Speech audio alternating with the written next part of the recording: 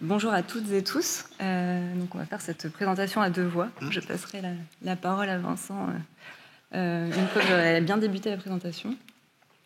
Donc on va vous parler de confort thermique d'été et en partant de la physiologie pour arriver à l'indicateur réglementaire.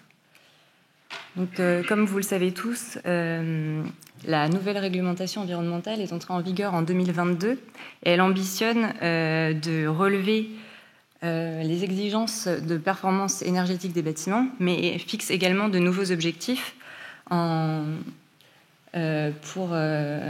notamment justement répondre aux enjeux d'adaptation au changement climatique.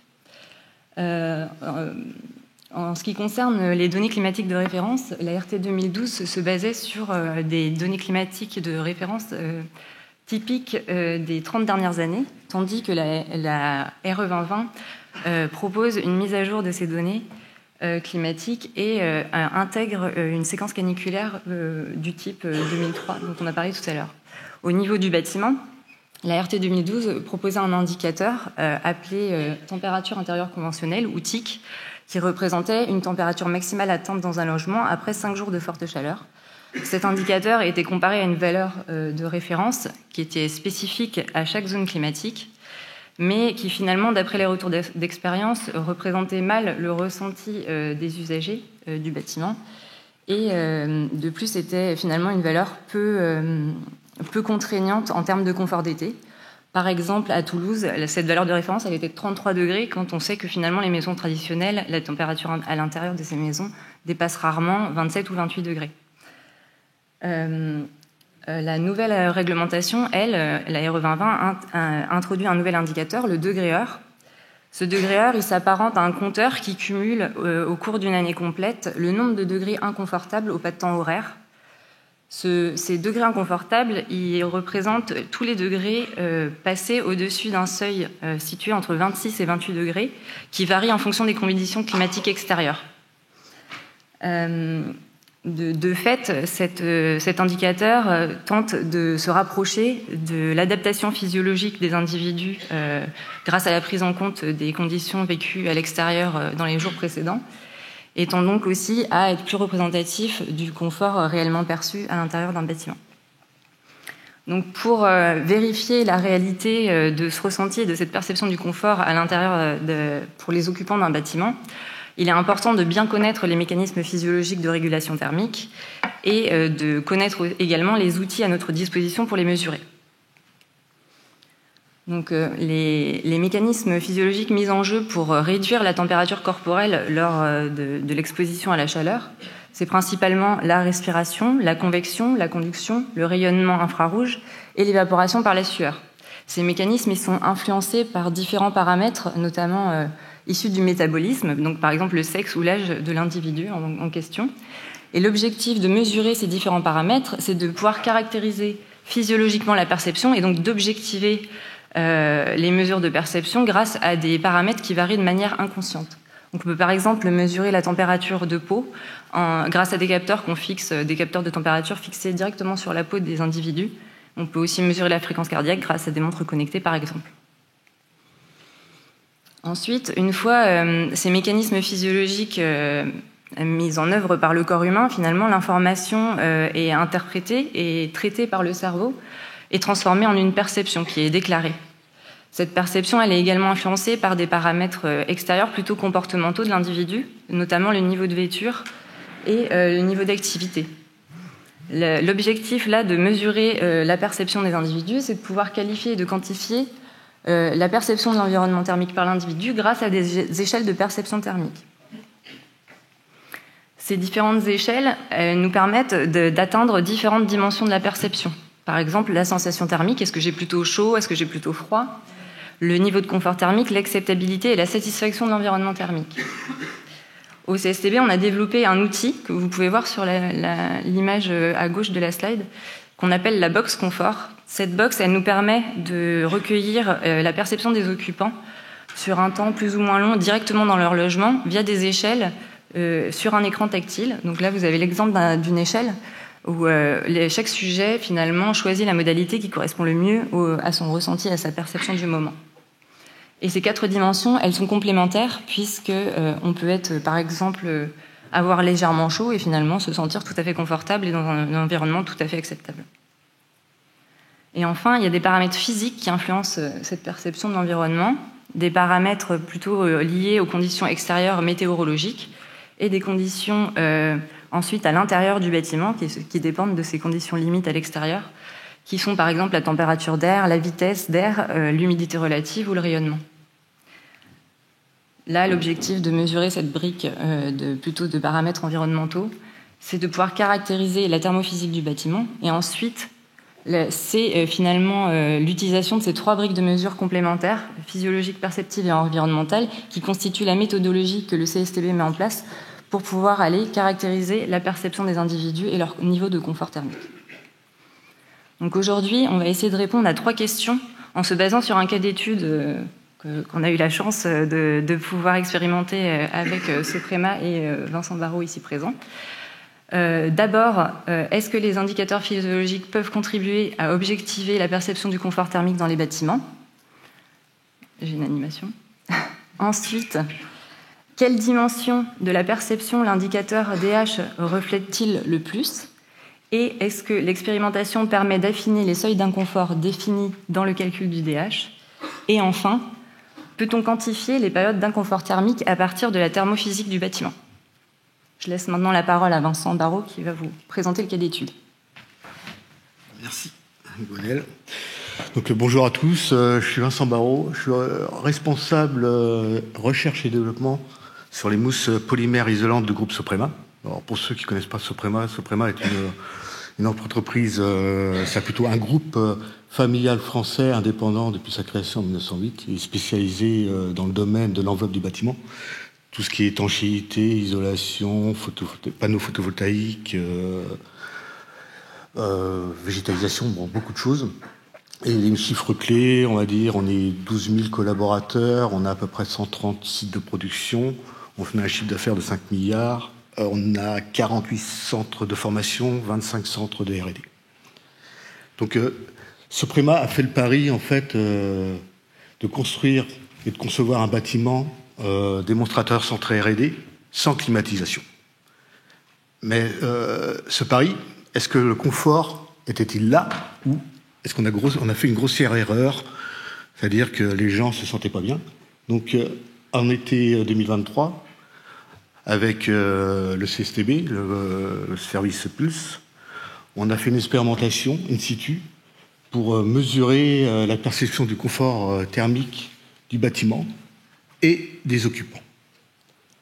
Et en fait, on a choisi 10 collaborateurs dans le bâtiment qui seront instrumentalisés par rapport à ce qu'a présenté tout à l'heure Gonel. Alors ce bâtiment de 1537 mètres carrés, en fait, c'est un bâtiment R&D. Donc veut dire R&D, veut dire aussi phase de test. Donc on a mis beaucoup de solutions techniques et innovantes du groupe Soprema qui ne sont pas encore commercialisées et qui sont toujours en instrumentalisation. Et pour répondre à ne pas utiliser de climatisation, on a été obligé, on a pris la décision d'instrumenter, par exemple, des lanterneaux avec de la domotique. On a mis des brise-soleil à toutes les fenêtres. On a mis de la végétalisation. Et on a surtout aussi isolé fortement le bâtiment, avec de l'innovation au niveau isolation sur le bardage, par exemple, où on a utilisé de la laine de bois et du polyuréthane. L'expérimentation, en quelques chiffres, à où? Donc, on est basé à Saint-Julien-du-Sault, dans l'Yonne, en région Bourgogne-Franche-Comté, au sud de Paris. Alors quand? Du 31 juillet au 10 octobre. Et on peut remarquer ou observer que nous avons eu 2 pics ou 2 vagues de chaleur de 7 jours, supérieures à 30 degrés. Et quand on compare par rapport aux températures mesurées sur la période estivale, on est sur une moyenne supérieure à la normale, mais c'est habituel maintenant, on va dire aujourd'hui. Mais par contre, les 2 vagues que nous avons eues de 7 et de 8 jours sont très minimisées par rapport à l'intensité de celles qui étaient en 2003, qui correspondent au rond, très gros rond, et les 2 petits points rouges sont nos pics. Et comment? Comme l'a expliqué Gwenaëlle, on a fait des mesures perspectives avec un questionnaire journalier avec trois fréquences par jour. Des mesures environnementales, donc mesures de température, hydrométrie, rayonnement et anométrie.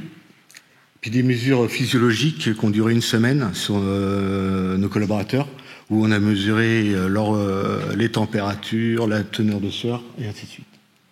Et je vais redonner la main à Gwenaëlle.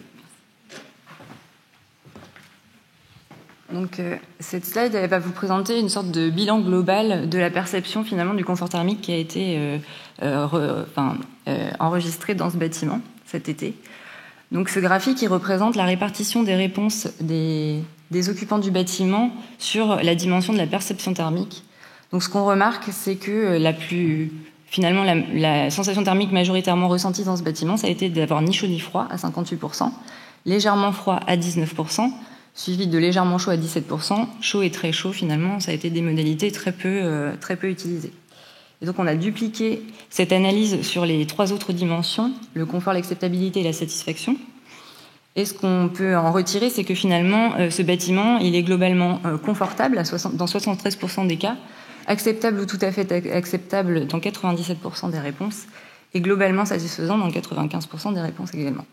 Et donc, on a aussi croisé le côté satisfaction et la sensation thermique pour essayer de savoir que finalement qu'est-ce qui caractérise un environnement satisfaisant, et c'est finalement d'avoir une sensation thermique majoritairement neutre.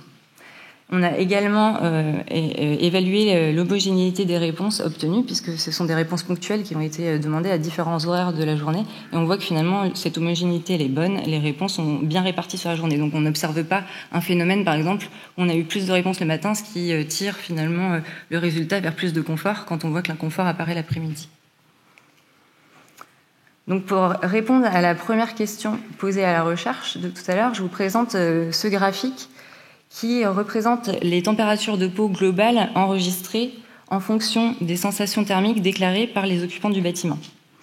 Donc ce que l'on peut voir quand on regarde un peu plus dans le détail, c'est que par exemple pour la modalité ni chaud ni froid, au milieu du graphique en violet, la température moyenne de peau mesurée, elle était d'environ 32,9 degrés, ce qui est extrêmement cohérent avec les données qu'on peut trouver dans la littérature, puisque la température de peau moyenne neutre relevée dans la littérature, c'est environ 33 degrés. Et on voit également que pour la modalité choisie chaud ou légèrement chaud, quand les participants ont déclaré avoir chaud, leur température de peau moyenne était significativement plus élevée, à 33,4 degrés environ. C'est des différences qui vous paraissent peut-être faibles, mais on est capable de mesurer et de percevoir des différences de température de moins de 0,1 degré sur la peau. Et donc, cette première slide elle permet de répondre à la première question, puisqu'il y a une adéquation finalement très forte entre la sensation thermique ressentie et les réponses physiologiques. La température de peau augmente avec la sensation thermique. Ensuite, pour répondre à la seconde question sur l'indicateur réglementaire DH, on a fait le calcul de ce nombre de degrés-heure par bureau qui est participant à l'étude, donc sur les 10 bureaux participants à l'étude. Pour rappel, le degré-heure, c'est la somme des degrés au pas de temps horaire qui dépasse un seuil adaptatif compris entre 26 et 28 degrés sur les temps d'occupation. Donc là, en l'occurrence, de 7h à 19h environ. Et on remarque tout de suite que 2 bureaux sortent du lot, ce sont les bureaux 3 et 4, et dépassent le seuil bas réglementaire qui est établi dans la réglementation et qui correspond environ à une semaine d'inconfort par an quand on dépasse les 350 degrés. Donc on a voulu répondre à la question de mais à quoi ça correspond finalement le degré heure en termes de perception. Donc quand on regarde la répartition des réponses des occupants du bâtiment de manière individuelle sur chacune des dimensions et qu'on corrèle le degré heure à cette répartition de la perception, on obtient des coefficients de corrélation très différents en fonction des dimensions. Par exemple, la sensation thermique est finalement très peu corrélée au nombre de degrés heure, avec seulement 0,24, un coefficient de corrélation de 0,24, tandis que finalement, le degré heure corrèle beaucoup mieux à la satisfaction des occupants. Et donc, on peut se dire que finalement, quand on parle d'inconfort, quand on parle de degré heure, c'est peut-être pas forcément le meilleur terme, en tout cas le plus adapté, puisque dans cette étude, c'est a priori l'acceptabilité et la satisfaction qui sont plus liées au nombre de degrés heure vraiment vécus dans les bureaux. Ensuite, on a voulu aller creuser la définition des seuils, ce fameux 26-28 degrés, est-ce qu'il est vraiment bien choisi et cohérent avec la perception? Donc, sur ce graphique, on vous montre le nombre de réponses obtenues par intervalle de température mesuré à l'intérieur des bâtiments.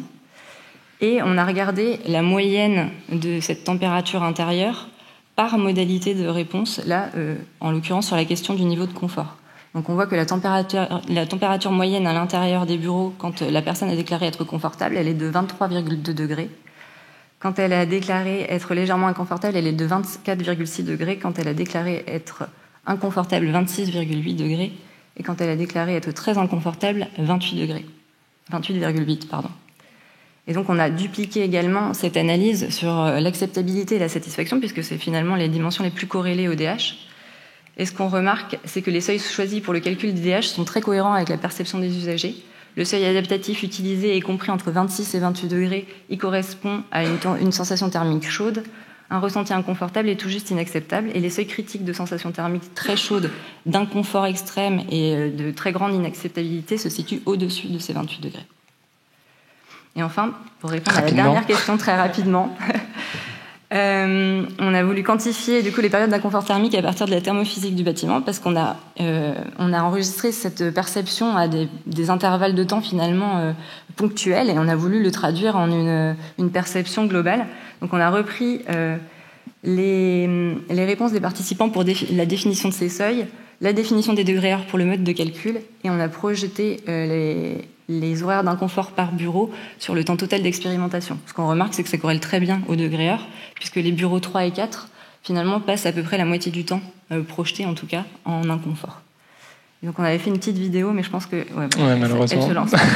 Et voilà. Et donc ce qu'il faut retenir de tout ça, c'est que la température de peau, c'est un bon indicateur physiologique de la sensation thermique perçue, que l'indicateur réglementaire DH, donc basé là sur la mesure, il reflète plus la satisfaction et l'acceptabilité des usagers du bâtiment que le confort et la sensation thermique. Que l'étude de sensibilité des seuils de température et des seuils de DH est nécessaire pour affiner les seuils de la réglementation.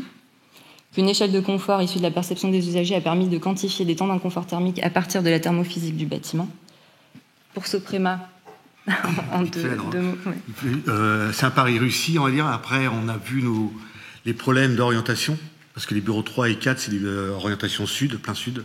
Même si on a les brise-soleil et ainsi de suite, c'est pas suffisant. Donc là, on est en train de mettre des solutions correctives en mettant des panneaux devant ou en rallongeant le brise-soleil.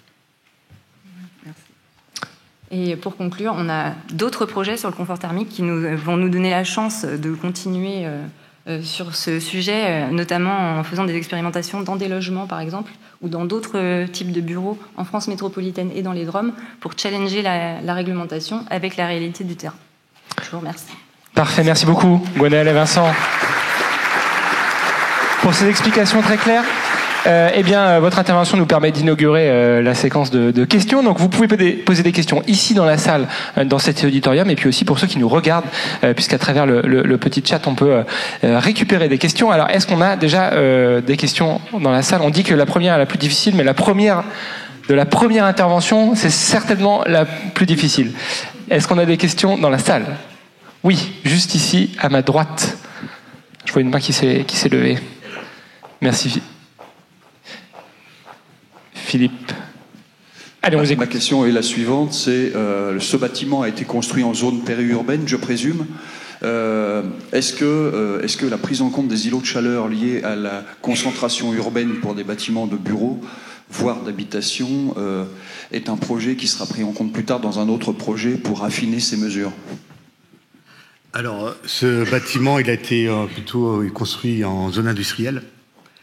Donc, on n'est pas en zone urbaine. Donc, les îlots de chaleur, nous, on est en pleine campagne. Saint-Julien-du-Sault, c'est un petit village. Donc, on n'a pas de problème de chaleur en fait, au niveau urbain, on va dire. Est-ce que ce sera pris en compte? Ça, pour ce Soprema, oui. Mais pour le CCB, je pense que c'est par rapport aux différentes cas d'études qu'ils auront par la suite. Parfait. Je crois qu'il y a une main qui s'était levée au fond, c'est ça? Oui. Hop, le micro est là. Bonjour. Comment était construit le bâtiment? Alors, le bâtiment, c'est un bâtiment, on va dire, qui a été construit en charpente métallique. Donc, Soprema. Et bardage traditionnel, mais avec une isolation un peu spécifique. Donc on va dire que... Et avec un plancher collaborant béton de 12 cm. Merci. Allez, on a le temps pour une dernière question. Allez, oui, bonjour, Paul Kistin. Rapidement. Juste une question par rapport à vos modèles et comment vous avez calculé les indicateurs. Je suis là. Je vous voyais pas. Voilà, donc vous avez pris chaque fois des locaux avec occupation individuelle. Si vous prenez une salle commune, cafétéria ou salle de réunion, vous avez aussi le corps qui dégage de la chaleur.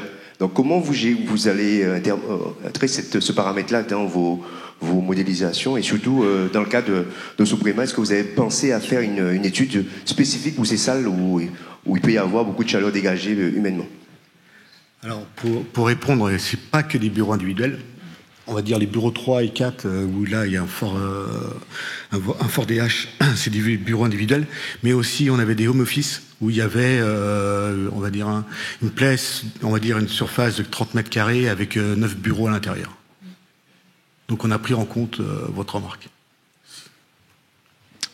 Parfait. Peut-être Gwenaëlle, vous vouliez ajouter quelque chose? Non, c'est bon. La réponse était très bien. C'est parfait. Malheureusement, on arrive un peu sur le gong de fin de cette intervention. Alors encore une ou deux questions. On me dit sur la gauche, on les prend. On est dans les temps. Est-ce qu'on avait une autre question? Je crois qu'il y avait Sinon, on peut passer du côté du chat et de nos viewers pour prendre un anglicisme. Alors plusieurs questions au chat. Qui me les pose ou qui les pose directement d'ailleurs? Je vais les relayer. Il y en a pas mal effectivement. J'en prends une qui pose la question entre le lien entre le ressenti et l'impact sur la santé. Mais là, ça ouvre le débat assez largement. Oui, on a souvent cette question, effectivement, pour le moment, et en tout cas, nous, notre équipe Pulse, on s'arrête, pour le moment en tout cas, au confort, parce qu'on n'est pas des médecins, mais effectivement, on a des partenariats qui sont en cours de construction et même qui existent avec des spécialistes de la santé. Et donc, quand on veut aller sur les sujets de santé, notre idée, c'est de s'appuyer sur leurs compétences et de pouvoir compléter ça, parce qu'effectivement, le confort d'été, il y a forcément un lien jusqu'à la santé quand on dépasse des seuils de température extrêmes. Absolument. Et parmi les collaborations en cours, nous travaillons avec Santé publique France et nous aurons une intervenante cet après-midi de Santé publique France qui participera à la table ronde sur ces questions-là. Tout à fait. Une dernière question peut-être, je me tourne vers Philippe qui est un peu le maître du temps. On peut encore en prendre une dernière. Alors ça sera une question du chat. Sauf s'il y en a une dans la salle. Allez, il y en a une dans la salle. Monsieur avait levé la main tout à l'heure, donc peut-être qu'on peut quand même lui accorder ce droit. Et ensuite, on passera à la prochaine séquence. Allez, dernière question, monsieur. On vous écoute. Est-ce que vous avez réalisé des mesures de température de nuit, c'est-à-dire avec le bâtiment vide pour savoir le confort nocturne? Oui, les mesures environnementales à l'intérieur du bâtiment, elles étaient faites en continu. Donc on a effectivement les mesures la nuit et on peut observer les phénomènes de rafraîchissement ou non d'ailleurs du bâtiment la nuit. Mais c'était plutôt positif. La nuit, il y avait bien des pertes de chaleur, comme c'était attendu.